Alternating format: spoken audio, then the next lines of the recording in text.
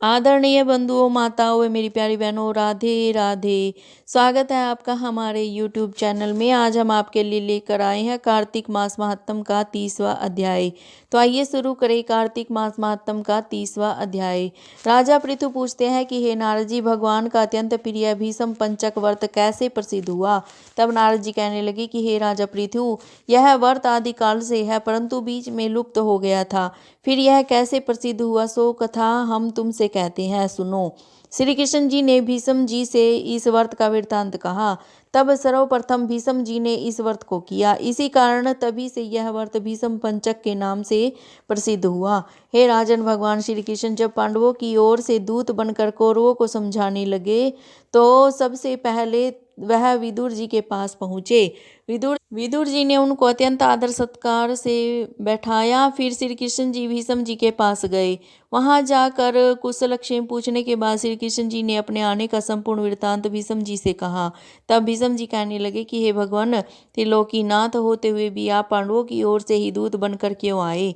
तब श्री कृष्ण जी हंसकर बोले कि हे गंगा पुत्र, यद्यपि वह अत्यंत गुप्त वार्ता है, फिर भी मैं तुमसे कहता हूँ। उन्होंने एक ऐसा व्रत किया है जो मुझको अत्यंत प्रिय है, इसीलिए मैं उनके वशीभूत हूँ। अब मैं उसका वृत्तांत तुमसे कहता हूँ। पूर्व काल में उज्जैन नगरी में 5 ब्राह्मण कवि, सुचि, दृढ़, दंत और हंस नाम वाले निवास करते थे।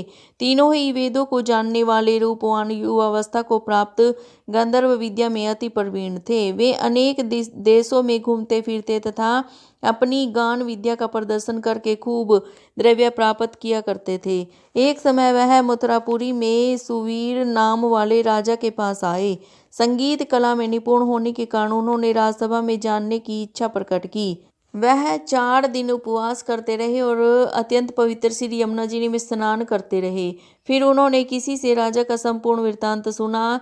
उसने बताया कि राजा की कादम्बरी नाम वाली एक योग्य पत्नी है। वह संगीत विद्या में निपुण, राग तथा कंठ में अत्यंत प्रवीण, नाचने में दक्ष तथा रूप यौवन में अद्वितीय सुंदरी है। वह प्रतिदिन एकांत में राजा के सामने नृत्य करती है तथा गाती है। ऐसा सुनकर वे राजा के यहाँ पहुँच गए। राजा ने उन 5 को बुलाया। वहाँ पहुँचकर उन्होंने राजा को आशीर्वाद दिया और बैठ गए। कादम्बरी ने उनको संगीत विद्या में अति निपुण समझकर विशेष नृत्य किया। जब उसने चक्र में ताल दिया तो उन ब्राह्मणों ने उसको रोक दिया। उसने चक्र छोड़ यथा योग्य ताल दिया, मगर चक्र खंडित नहीं किया। इस पर कादम्बरी का रूप और गुण देख कर वह 5 उस पर मोहित हो गए। कादम्बरी भी 5 को देखकर उन पर मोहित हो गई। उसने रात्रि को चोरी छिपे ब्राह्मणों के पास अपनी एक सखी के हाथ यह संदेश भेजा कि 5 में से एक एक प्रतिदिन नगरी से दूर उत्तरी कोण में यमुना तट के समीप जन शून्य लताओं से ढका हुआ नामक तीर्थ है अनंत नामक तीर्थ है। वहां पर मेरे पास आकर अपनी अपनी विद्या तथा गुण का प्रदर्शन करो। मैं भी वीणा तथा राग की अपनी कुशलता दिखाऊंगी। भगवान कहते हैं कि हे विष्णु जी, एक ब्रह्मचारी जो मेरा भक्त था, दुष्ट संगीत के भय से गांव से अति दूर वहां रहता था। उन दिनों वह भीष्म पंचक व्रत करता हुआ देवालय में पूजन करता था। कार्तिक शुक्ल एकादशी के दिन उन संगीतज्ञ ब्राह्मणों में से कवि नाम वाला ब्राह्मण वहां पर आया। कादम्बरी भी मुनि के उस स्थान पर पहुंच गई। वहां मुनि ने जिस प्रकार पूजा की, उस कवि नामक ब्राह्मण ने भी उसी प्रकार भगवान का पूजन किया। उसके बाद वीणा लेकर गान करने लगे। उस मुनि ने अपना मन जीता हुआ था, इस कारण उसने गान सुनकर भी क्रोध नहीं किया। सारी रात कादम्बरी और कवि गायन व नृत्य करते रहे। मुनि को गोबर का आचमन करते देख कवि ने भी वैसा ही किया। प्रातःकाल होते ही कादम्बरी राजमहल में पहुंच गई। मुनि की संगीत से उनके समस्त पाप दूर हो गए। इसी प्रकार 5 ब्राह्मण बारी बारी से नृत्य गान कर तथा भगवान का पूजन कर वापिस चले गए। उधर राजा ने मंदिर में कादम्बरी के जाने का समाचार सुनकर उसे महल में बंद कर दिया, जिससे वह मंदिर में न जा सकी।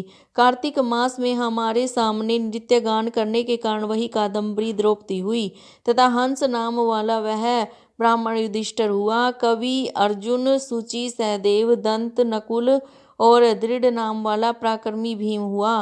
हे भीष्म जी, वस्तुतः इस व्रत के प्रभाव से ही मैं पांडवों के वशीभूत हूँ।